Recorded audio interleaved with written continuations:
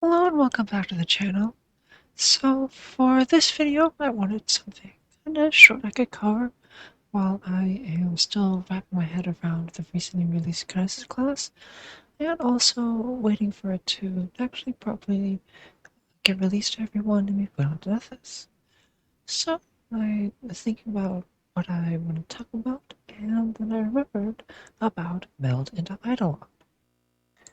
But before we can cover Meld Into Eidolon itself, we need to first talk about the Summoner class and understand how Eidolons work in general. The Summoner is a bounded, spontaneous spellcaster, and what this means is that you only ever have 4 spell slots at one time.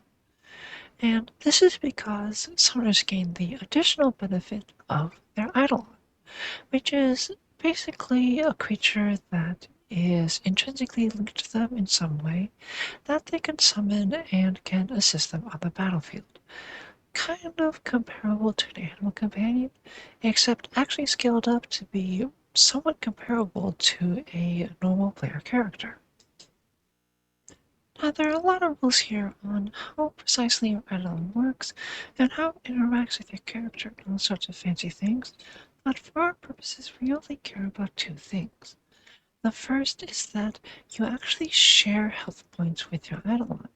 When either of you takes damage, it deducts from your total shared health pool.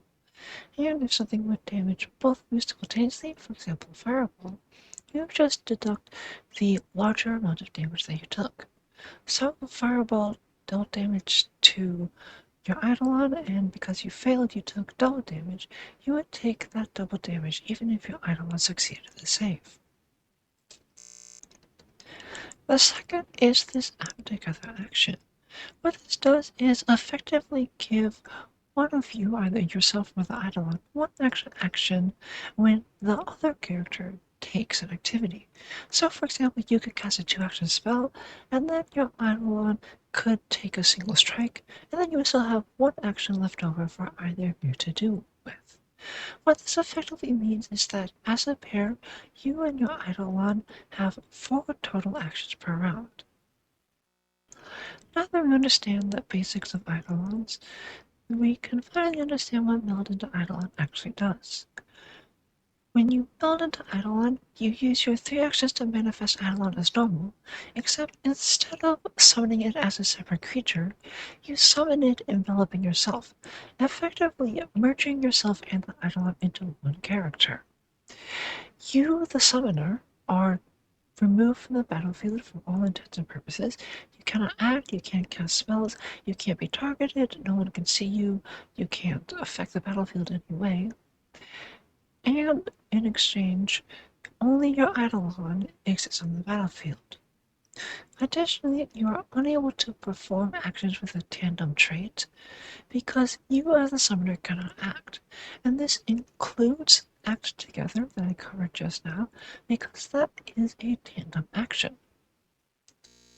What this means is that instead of being 2 characters with a wide variety of options between them, one being a primarily martial focused character, your Eidolon, and the other being a primarily magic focused character, your summoner, you remove one of those characters from the battlefield, leaving you only with your martial options. And additionally, you lose the effective quickened one you get as a summoner from being able to use Act Together to move your summoner and your Eidolon simultaneously. In exchange for all of this, you as the summoner cannot be targeted, meaning that if someone wants to hurt you, they are only able to harm the Eidolon, which will usually have a better AC and better saves than you as the summoner. Needless to say, this is not a particularly good class feat. Not only do you have to take 3 actions to do this, meaning that if you're doing it in combat you have to skip a whole round to do so, you also effectively lose half of your character sheet, because your summoner blinks out of existence to be replaced entirely by your Eidolon. And if that weren't bad enough, you are treated as being effectively slowed 1, losing that extra action from Act Together. This is a point I keep bringing up, because one of the powers of the summoner is its increased flexibility in the action economy, being able to take 4 actions per turn, where most characters can usually only take 3. So all this got me thinking, how can we make taking this feat at least defensible? I don't think we're gonna be able to make it good or like essential part of any build, but we might be able to at least justify paying this feat over other ones. And what this feat does give you is it removes your defenses and allows you to use your Eidolons in your stead. Meaning that if you have poor defenses, for example if you are a spellcaster as the summoner is, using your Eidolon's defenses, especially if you're in a bit of a scrape and low health, might be actually a decent idea. The problem with that is gaining a couple of AC, as I've said time and time again, is probably not worth being slowed on. You could, as a summoner, just equip a shield and then spend every round raising a shield, and you still spend that same action, you still get a vaguely similar benefit of increasing your AC by 2, and you don't have to give up all of your spellcasting goodness. However, there is one scenario where this actually isn't necessarily true, and that is with the summoner archetype. The summoner dedication grants you an Eidolon, as is normal for the summoner. However, it comes with a restriction that you cannot use tandem actions, and this includes act together, which removes the largest restriction of the Eidolon, which is that when you're melded into Eidolon as a normal summoner, you become slowed 1. With this, as someone with a summoner archetype, if you melt into your Eidolon, you aren't actually losing any actions.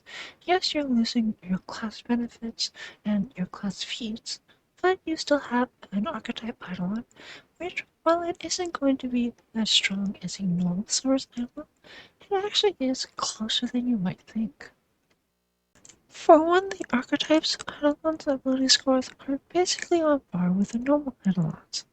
Now they do lose a little bit at 2nd level when you first take the dedication. At 5th level and onwards, your archetype Eidolon is going to have exactly the same ability scores as a normal summoner Eidolon does. Additionally, as an archetype, you can take the level 12 expert combat Eidolon, which increases your Eidolon's proficiency in unarmed attacks and unarmed defenses to expert. Now, the summoner Eidolon gets expert attacks at 5 and master attacks at 13. So your archetype Eidolon is going to be decently far behind offensively. However, the summoner Eidolon doesn't get expert defenses until level 11, and it doesn't get master until level 19, which means for almost the entire game, your archetype Eidolon is going to be defensively comparable to a summoner Eidolon. This is also true for most of the martial classes in the game. Things like fighters and rangers, for example, also don't upgrade their defenses to expert until level 11, meaning that if you're a spellcaster taking a summoner archetype, by using Meld into Eidolon, you can give yourself full martial defenses for the duration of that meld.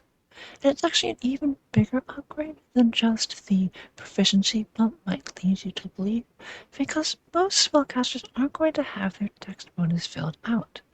Most spellcasters are only trained in unarmed defense, and very few of them are going to have 20 dex ever, much less at level 11. Additionally, with initial Eidolon ability, you can get the initial Eidolon ability for the Eidolon you have. And a few of the Eidolons actually have even more additional defensive benefits to give you beyond the boost in AC and saves. For example, both constructs with their construct heart and undead with their negative essence can grant you a +2 bonus to saves against a variety of effects that constructs and undead are normally immune to. And if you take the plant Eidolon, they can attack with reach, meaning that you can just be even that little bit more safe against retaliation when you're in your Eidolon form. So there you have it.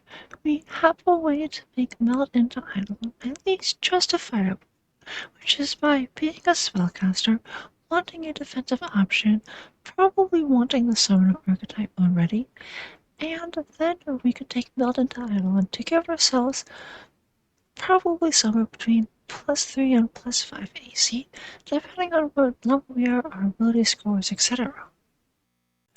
In exchange, while we do lose our main class features, we get to avoid the primary downside of Meld Into Eidolon, at least in my opinion, which is that slowed one effect that you would apply if you were normal as a summoner by virtue of being unable to act together. Now, is this something good to do or something that I recommend? Almost absolutely not. This requires anywhere between 2 and 4 class feats to really get everything set together that are solely dedicated to the summoner archetype. And they aren't even the class feats that give you spells for the summoner, just the class feats that boost your Eidolon. Additionally, if we really wanted to get out of jail card for if we need extra defenses during combat, we could just drink a Drakeheart mission, which gives us that extra AC. Or we could invest in one of the form spells, like Animal Form, which is available as early as level 2, and gets you a Battle Form. Now, it's not a particularly great Battle Form, but it only costs 1 spell instead of 2 to 4 class feats. Now, that's not to say that this is an absolutely worthless idea. If you do end up going this route and take all the feats necessary to make it work, and do all the preparation and spend the 3 extras in combat, you do end up with a character who can save your life if you're a spellcaster, and really liable to get crit for 1,000,000 damage, and not be an embarrassment on the battlefield. In fact, because their ability scores scale with as a normal Eidolon would, you're actually basically as effective as a normal Eidolon, which is still a pretty effective character. So that's all for this week's video. Hopefully it wasn't too annoying listening to me just bash on Meld Into Eidolon for a while, but it really is not that great of a class feat, and hopefully at some point we can get something that does something like this, but in a more effective and actually worthwhile way. But that's all for this week's video. As I said, next time I'm probably going to be taking a look at the Kineticist. So far from what I've read, it seems really quite interesting and might be finally scratching that blaster caster itch that people have been looking for in PF2 for some time. So I hope you'll come back and watch the video when it comes out, and more importantly, I hope you have a lovely day.